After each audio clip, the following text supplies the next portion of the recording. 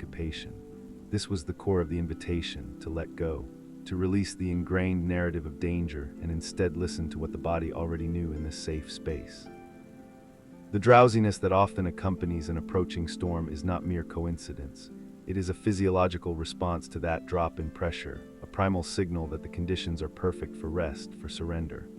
The world was preparing for a cleansing, and the body, sensing the release of static energy and the promise of cool, washed air, prepared to mirror that release internally. The distant thunder was not a warning knell, but a deep, resonant call to stillness.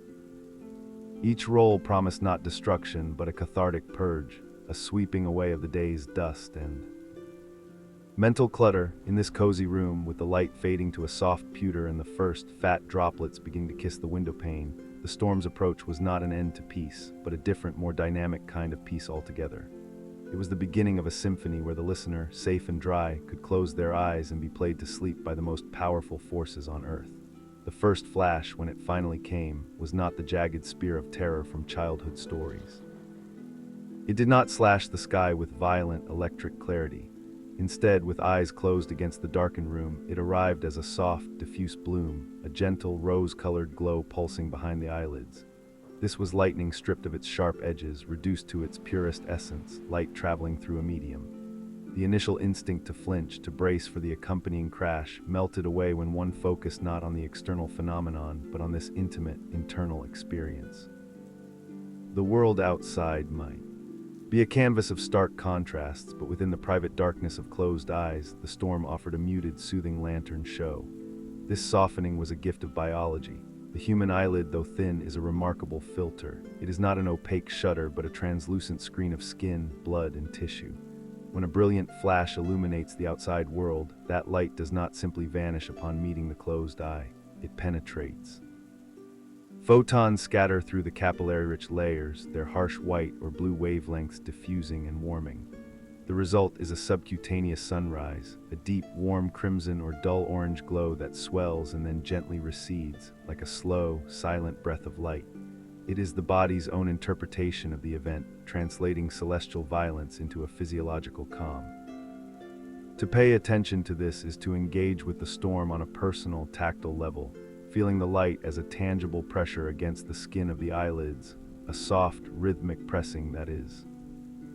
More massage than assault, this transformed flash also changes the old childhood game. The counting of seconds between light and sound, 1/1000, 2/1000, sheds its original purpose of measuring distance and therefore implied threat.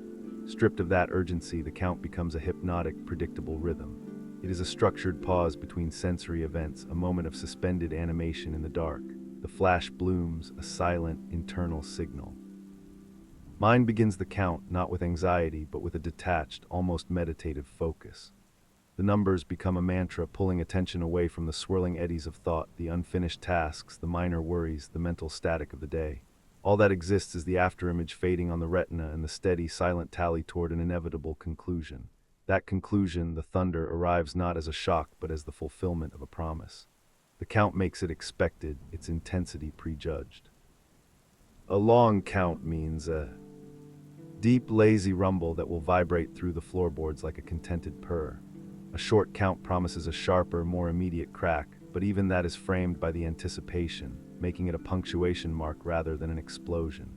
The rhythm between the soft glow and the subsequent sound creates a loop of tension and release that is deeply soothing to a mind-craving pattern. It is a natural, external pacing mechanism for thoughts that have raced unchecked. The storm in this reframed context becomes a master of cognitive behavioral therapy, using light and sound to gently corral attention into a single, simple, repetitive track. Between these sensory bookends lies a profound stillness.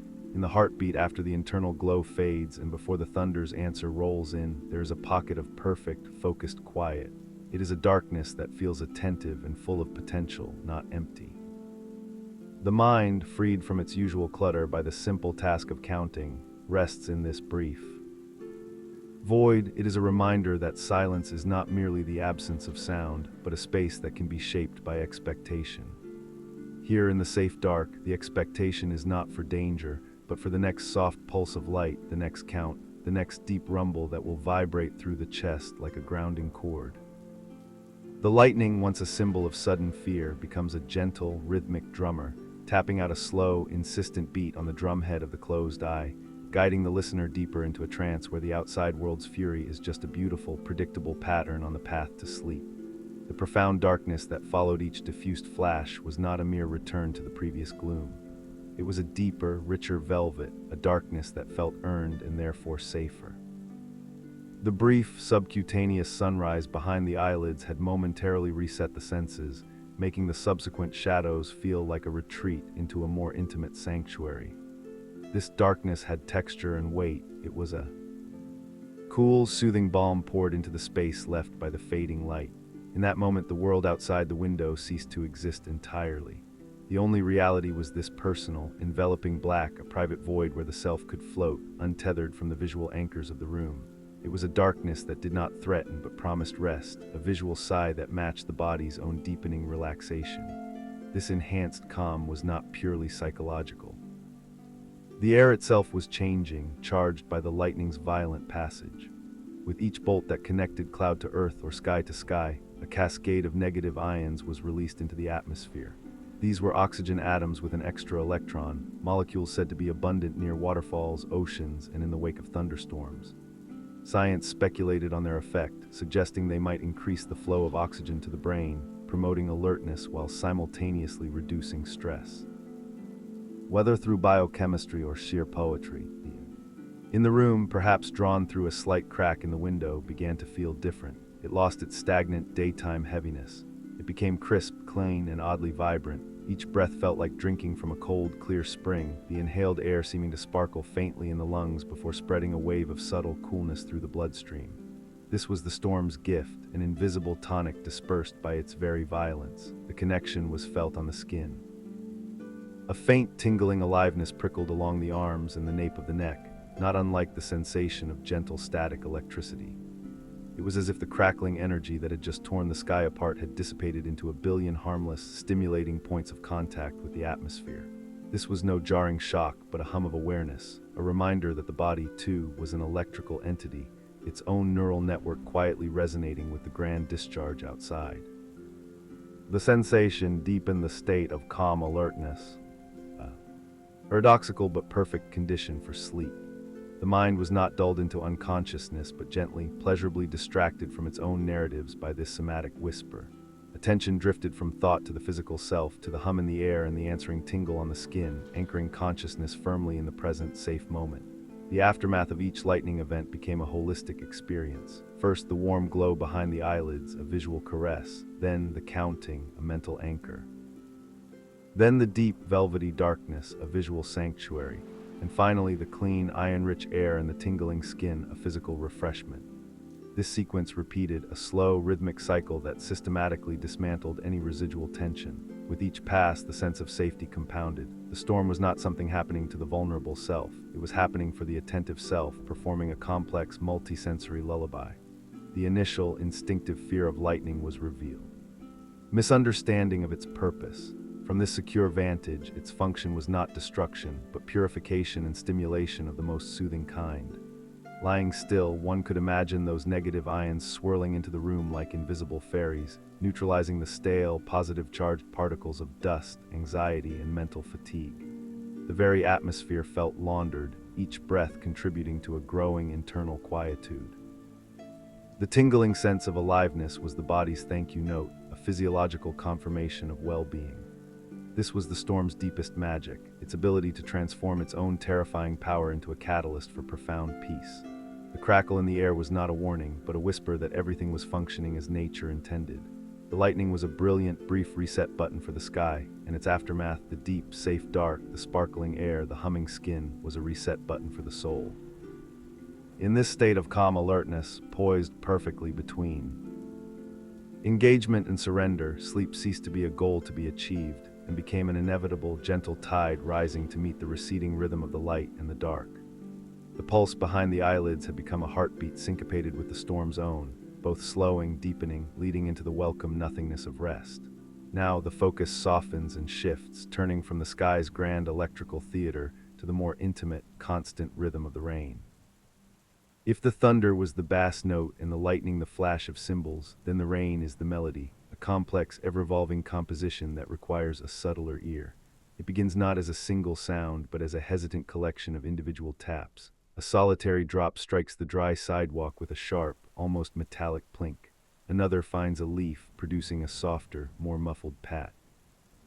Then another and another until the spaces between the sounds vanish, merging into a gentle, steady patter. This is the rain's opening movement, a staccato. Prelude that slowly, inevitably builds into a legato stream. The sound evolves with the storm's intensity. The gentle patter deepens into a steady drumming as the drops multiply, falling with more purpose. This is the sound of rain on asphalt, on roof shingles, on the broad, flat leaves of the rhododendron beside the window, a consistent, soothing percussion. There's a rhythm within it, not the slow roll of thunder, but a faster, more intricate beat, like 1,000 tiny drummers practicing in unison. Then as the clouds fully open their reserves, the drumming becomes a rushing downpour, a white noise roar that drowns out all other sonic details. This roar is not chaotic but monolithic, a wall of sound so complete it creates its own kind of silence, smothering the distant traffic, the rustle of night creatures, even the whisper of one's own thoughts. It is the auditory equivalent of being submerged in a warm, rushing river, carried away on a current of pure, undifferentiated sound. From the safe, dry interior, this deluge can be observed not as a threat of flood, but as an act of meticulous artistry. The rain personifies itself as a relentless, benevolent painter, washing the world in shades of gray and shimmering wet black. It streams down the window panes, blurring the distant streetlights into hazy, impressionistic orbs. It cascades from the gutters in translucent sheets, carving temporary rivers in the flower beds. Its work is one of profound cleansing. One can almost see it scrubbing the dust from each blade of grass, dissolving the grime from the bark of trees, and scouring the air itself.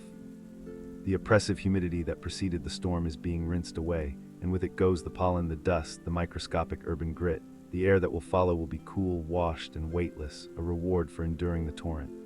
The true hypnotic focus, however, lies not in the grand spectacle, but in the microcosm of a single window pane. Select one, a square of glass, now transformed into a liquid canvas. Upon it, the rain stages an endless, fluid ballet. Individual droplets strike the glass and cling for a moment, perfect, quivering spheres reflecting the dim room light like tiny, distorted worlds. Gravity soon asserts itself, and they begin their journey. A droplet slides downward, tracing a slow, meandering path dictated by invisible imperfections in the glass. It gathers speed and then merges with another droplet it encounters, the two becoming one larger, heavier bead. This new entity continues its descent, now collecting others, growing into a swift, slender rivulet. The pane becomes a living, ever-changing mosaic. Dozens of these journeys occur simultaneously, a complex network of merging and diverging streams. Some droplets race straight down in clean lines, others hesitate, pooling at a slight imperfection before overflowing in a sudden miniature waterfall. They intersect, combine, and split apart in a silent, fluid drama of attraction and surrender. To follow the path of a single drop from its impact at the top of the pane to its final disappearance into the windowsill is to engage in a form of moving meditation. It requires a soft, patient focus that effortlessly empties the mind. There is no story here, no problem to solve, only pure process. The beautiful, pointless journey of water obeying simple laws of physics and surface tension. This captive observation becomes a gateway to a deeper quiet. The mind, captivated by the liquid mosaic, releases its grip on the linear narratives of the day. The worries and plans are washed away as effectively as the dust from the leaves outside. The rhythmic patter, the drumming, the roar, all these sounds become the soundtrack to this visual trance. The storm's power is no longer something to be reckoned with. It is a force that creates these tiny, perfect worlds on the glass, each one a brief, beautiful life cycle of coalescence and release. The hypnotic pattern of the rain, both heard and seen, weaves a spell of passive awareness. In this state, one does not think about sleeping. One simply becomes a part of the pattern, the steady beat on the roof, the cool glass, the tracing of drops, until the self dissolves into the storm's gentle, relentless, and utterly captivating embrace. The world outside is being cleansed, and the mind, focused on the flowing mosaic, experiences its own cathartic rinse, leaving behind only the clear, empty stillness perfect for the descent into dreams. Beneath the recognizable rhythms of thunder and rain lies a subtler, more pervasive sonic layer, a blanket of sound so perfectly balanced it seems to erase the very concept of noise.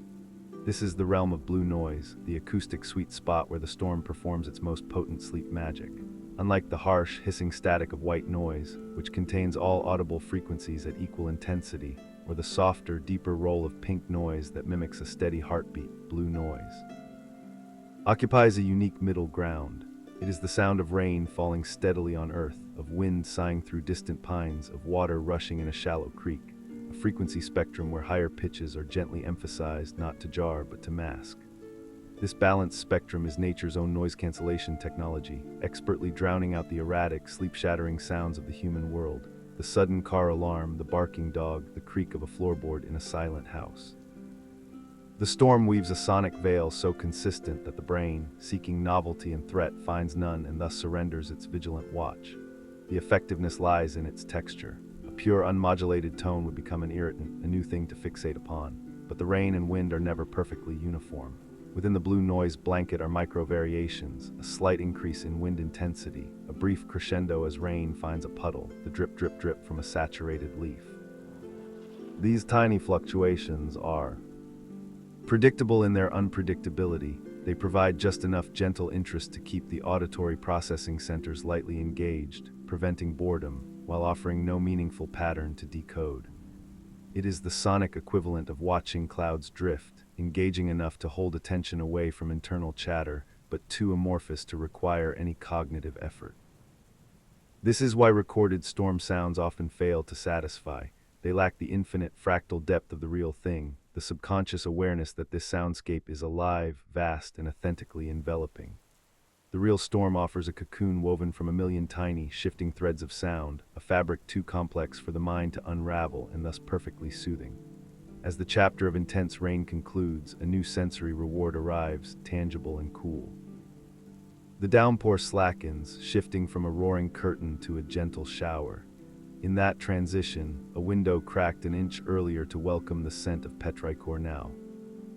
Amidst the storm's physical breath, a fine, cooling mist drifts in, an invisible river of transformed air. It touches the skin on the face and arms not as a wetness, but as a sudden, delicious point of refreshment, a localized chill that raises goosebumps in the warm, sheltered room. This mist carries the storm's spent energy, the heat of friction and electrical discharge now dissipated into countless microscopic droplets. It is the tangible sigh of the tempest, its fever broken. The sensation is one of profound relief, a signal understood on a cellular level.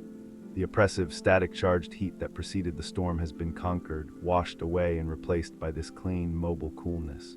Drawing a deep breath of this mist-laden air feels like drinking clarity. It chills the nostrils and expands in the lungs with a crisp, almost minty vitality. This is not the dry cold of winter, but a damp, living coolness, heavy with the promise of renewal. On the skin, it's a gentle, diffused awakening, a whisper that the peak of the storm's energy has passed. The violent catharsis is over, the cleansing is complete. Now begins the settling, the integration. This cooling mist is the frontier between the storm's active purge and the deep, quiet peace that follows. It heralds the arrival of a new kind of silence, not an absence of sound, but a world where sound has been softened and spaced apart. The rain becomes sporadic, individual drops striking with clear, isolated notes. The thunder is a distant, mumbled conversation on the horizon, and through the window, the coolness settles over the world like a balm. One can imagine it seeping into the parched soil, rising from the steaming pavement, cradling the dripping leaves. Inside, the mist mingles with the room's warmth, creating a perfect equilibrium temperature that requires neither blanket nor fan. The body, having ridden the storm's exhilarating pressure waves, now relaxes into this stable, cool stillness. The science of size is complete. The disruptive sounds have been masked by blue noise, the air has been scrubbed and cooled, and the physical sigh of relief, the deep, involuntary exhale, becomes the body's final agreement with the storm. It is a surrender to the deep, clean coolness now sovereign over the world, a perfect, fresh emptiness in which sleep can take root and grow undisturbed. It arrives not with a sound, but as a presence, an olfactory ghost that slips through the cracked window on the tail of the cooling mist. One moment the air is simply clean and damp, the next it is imbued with a scent so distinct, so profoundly evocative, that it bypasses conscious thought and speaks directly to the ancient parts of the brain. This is petrichor, the earthy perfume of rain on dry ground. It is the planet's own deep, satisfied exhalation, a scent released from the very bones of the world when the first drops strike sun-baked soil, stone, and concrete. In the safe, dim room, it becomes the storm's most intimate gift, a primal aroma that wraps the listener in a blanket of deep, instinctive peace. The chemistry of this scent is a quiet poetry written in molecules. Its foundational note is geosmin, a compound produced by soil-dwelling bacteria called streptomyces. For weeks or months, these microorganisms have thrived in the warm, dry earth, and when the rain arrives, their reproductive spores are launched into the air by the impact of droplets, releasing this potent, earthy essence. Geosmin's scent is often described as the smell of damp soil, but that is too simple. It is the smell of life in soil, of roots and decay and fecund potential. Mingled with it is the sharp, clean tang of ozone, a molecule formed when lightning splits atmospheric oxygen and nitrogen, which then recombine into O3. This is the scent of the sky's own catharsis, a metallic sweetness that hangs in the humid air like a memory of the flash. Together, geosmin and ozone create a fragrance that is both grounding and exhilarating, a bridge between the subterranean and the celestial. This perfume is not a modern invention, but an ancient signal, hardwired into the biology of countless creatures, including humans. For our ancestors, the smell of rain after a long drought signaled survival, water for crops, replenished streams, the resurgence of foraging plants. It was a scent of promise and relief, a chemical announcement that the peril of scarcity had passed. In the cozy room, far removed from such primal concerns, that deep-seated recognition still fires. The nervous system, already lulled by sound and soothed by coolness, receives this scent as a final, unequivocal all clear. It is a signal that the world is not in crisis, but in a state of renewal. The storm is not an end, but a beginning. Its scent is the olfactory proof of a cycle completing itself, of balance being restored. This triggers a cascade of relaxation, a letting go that is both physiological and emotional. The power of petrichor lies in its unparalleled ability to unlock memory. Scents are processed by the olfactory bulb, which has direct neural pathways to the amygdala and hippocampus, the brain's centers for emotion and memory. This is why a smell can transport one through time with a vividness that sight or sound rarely matches. The earthy, rain-washed air becomes a key, turning a lock in the mind. It might evoke the specific, granular memory of a childhood porch, the rough feel of painted wood under small hands, the safe darkness under the eaves as a summer storm rinsed the garden. Or it might recall the damp, pine-scented air of a forest path after a sudden shower, the world steaming and vibrant. These are not mere recollections, but full sensory experiences briefly relived. The feeling of safety, the absence of responsibility, the profound peace of being small and protected while nature performed its grand, harmless drama. In the present, this nostalgic anchor deepens the state of tranquil surrender. Storm outside is no longer just a weather event, it is a thread connecting now to every safe, rain-washed moment from the past. The listener is not merely an observer in a room, but a cumulative self, layered with all those previous experiences of shelter and wonder. The scent affirms continuity, the same earth breathing the same sigh it did decades ago, the same cycle offering the same comfort. This connection dissolves the loneliness of the present moment, embedding the individual within a timeless, rhythmic pattern. The anxieties of the adult world, the deadlines, the complexities, the noise, are revealed as fleeting and superficial against this ancient, fragrant truth of rain and soil. Breathing deeply, one draws this history and this peace into the body. The geosmin and ozone fill the lungs, a cool, tingling draft that seems to purify from the inside out. The scent clings to the soft fabric of the blanket, to the still air of the room, creating a persistent, soothing ambience long. After the initial wave has passed, it is the storm's lingering signature, a reminder that the violence was always in service of this moment of fragrant, profound calm. The thunder retreats, the rain softens to a whisper, but the earth's deep breath remains, the most enduring and gentle of the storm's many lullabies. Wrapped in this primal perfume, anchored in memories of safety, the listener descends further from thought into pure feeling, into a state where the boundary between self and the damp, breathing world outside grows beautifully thin. Sleep, when it comes, will smell of clean stone and wet earth, of ozone and infinity, the scent of the planet itself, exhaling in the dark, rocking its children toward dreams. Now, the separate strands begin to braid. The storm's disparate elements, each explored in isolation, now weave together into a single, immersive tapestry. This is the moment of synthesis, where the distant rhythm, the pulsing light, the hypnotic rain, the scientific sigh, and the earthy breath cease to be distinct experiences and fuse into a holistic sanctuary. The result is not merely a collection of sounds, but a cocoon, a living, resonant envelope spun from the storm's own energy. This cocoon does not imply a passive, silken stillness. It is an active, dynamic shield, a boundary forged from sound itself that makes the internal world feel not just quiet, but profoundly secure. Consider first the architecture of this auditory shelter. The deep, rolling thunder provides the foundation, its subsonic vibrations felt in the marrow, a physical baseline that defines the outer limits of the space. Over this, the steady rain weaves its blue noise blanket, a mid-frequency layer that fills all the sonic gaps with its consistent, shapeless murmur. The wind, now a character in its own right, sighs around the eaves and rustles the drenched leaves, adding a higher, whispering texture that shifts and breathes. And through it all, the occasional, softened flash of lightning punctuates the dark, its afterglow a visual beat synchronized with the delayed rumble. These elements do not compete, they collaborate. The thunder is the loom, the rain the warp, the wind the weft, and the lightning the occasional, brilliant thread of gold shot through the fabric. Together they create a sonic density so complete it feels tangible, a pressurized atmosphere of sound that pushes against the silence of the room, holding it at bay. This total envelopment creates a psychological paradox of profound comfort. Absolute silence, often sought for sleep, can become a vacuum that amplifies every internal worry and every tiny external creak. The mind, in silence, seeks stimulation and often finds it in the labyrinth of its own anxieties. But this cocoon of storm sound presents a different proposition. It offers a constant, predictable, and all-encompassing sensory input that saturates the auditory channels. There is no outside to listen for because the outside has become a uniform, benevolent roar. This sonic saturation acts as a boundary. The world beyond the window, with its responsibilities, its intrusions, its unpredictable noises, is effectively erased, replaced by this curated natural symphony.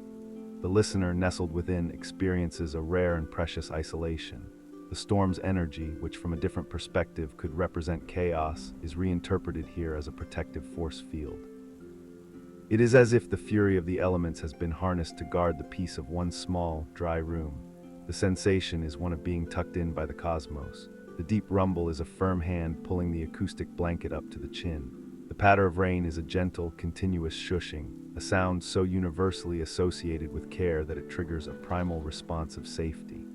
The wind's moan is not a threat, but a lullaby hummed by the world itself. To lean into this experience is to feel held, not in a physical sense, but in an environmental one. The room becomes a cradle suspended within the storm's heart, rocked by its vibrations, swaddled in its white noise. The listener's own breath begins to sync with the rhythms, the slow in-breath holding through a roll of thunder, the out-breath releasing with a gust of wind. The body, no longer defending against the storm, learns to use it as architecture. It sounds the walls and roof of a temporary, perfect refuge. This reinterpretation of energy is the final, crucial shift. The storm is no longer something happening out there, separate from the self. Its power is invited in not as a threat, but as a guardian. The crackling electricity in the air becomes a static charge of security.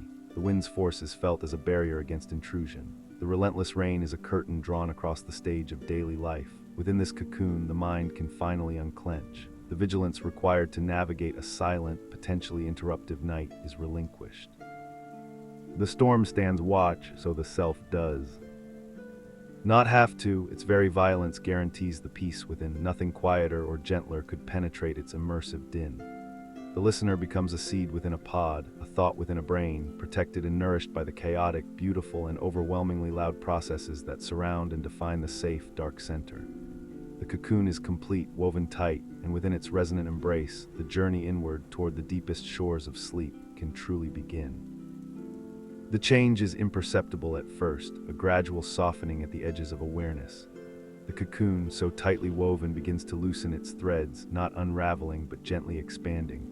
The roar of the rain, that monolithic wall of sound, thins to a steady, hushed patter. It is no longer a curtain drowning the world, but a soft, tactile whisper against shingles and leaves. The individual notes re-emerge, a delicate, irregular percussion of drops striking different surfaces, a plink on the metal downspout, a deeper thump on the sodden grass, a faint, almost melodic drip drip drip from the saturated oak leaf just outside the window. This is the storm's energy dissipating, its cathartic work done, settling into a state of contented exhaustion. The sound does not cease, it simplifies, becoming a lullaby in its most basic, rhythmic form. The thunder, once the foundational bass of the cocoon, now retreats across the valley of the night. Its peals grow lazy, elongated, transforming from sharp cracks or deep rolls into long, faint grumbles that seem to stretch and yawn across the horizon. Each one is more distant than the last, a murmured conversation between departing giants. There is no urgency in their tone, only a drowsy, rumbling farewell. The vibrations through the floorboards soften to a mere suggestion, a final, gentle tremor that feels less like a shake and more like a sigh transmitted through the earth. The interval between flash and sound stretches so long that the count becomes meaningless. The connection between light and noise dissolving into the wide, calm dark. The lightning, when it comes, is only a faint, silent flicker behind the clouds, a muted flashbulb in a distant room. This gradual diminution is not an end, but a gentle ushering. The active, guarding presence of the storm is not abandoning the listener, it is transitioning into a new role. The forceful cocoon becomes a soft, acoustic hammock, rocking the mind toward deeper, more untroubled layers of sleep. The predictable pattern of the lessening sounds, the rain slowing, the thunder receding, creates a descending staircase of consciousness. Each softer rumble, each lighter patter is a step downward into greater stillness. The The brain, lulled by hours of consistent input, accepts this slow fade as the natural, expected conclusion. There is no jarring silence to provoke alertness, only a seamless, gracious retreat of the symphony, leaving behind a resonant quiet that feels earned and safe. The world outside, now visible in the faint post-stream gray of pre-dawn, gleams with a washed-clean purity. Streetlights reflect in long, liquid streaks on the black asphalt. Every leaf and blade of grass holds a jeweled drop of water, capturing and fracturing the dim light. The air, seen through the window, has a crystalline clarity, as if the storm has scrubbed the very darkness, leaving it transparent and cool. This visual serenity reinforces the internal peace. The violence was not for nothing. It was a necessary scouring, and this pristine, dripping stillness is its beautiful result. The listener, dry and wrapped in softness, views this transformed world from a position of perfect security. The storm has gifted both a catharsis and its aftermath, a cleansed slate, a cooled atmosphere, a hushed landscape. Within the room, the feeling of safety is now absolute, woven into the very fabric of the air. The blanket's weight is a gentle anchor. The lingering scent of petrichor and ozone mingles with the familiar, dusty smell of the room itself, creating a unique, comforting perfume that belongs only to this night. The coolness from the window balances the body's warmth, achieving an equilibrium that requires no adjustment, no stirring. All needs are met, all senses soothed. The mind, having been guided through the storm's entire narrative, from anticipation to peak intensity to this gentle release, has no remaining business. Its circuits are quiet, its patterns slowed to match the leisurely drip from the eaves. The cocoon of sound, now a faint, consistent murmur, holds its shape as a memory and a promise. It whispers that the world is guarded, that the quiet outside is a peaceful one, earned by thunder and rain. In this state of storm-lulled tranquility, the boundary between waking and sleeping dissolves as completely as the clouds have dissolved into the clearing sky. The last conscious thought is not a thought at all, but a feeling, the deep, wordless knowledge of being dry in a wet world, safe in a spent tempest, cradled in the gentle, receding echo of the storm's mighty heart. And there, in that perfect, resonant peace, sleep finally claims its own, deep and dreamless and complete.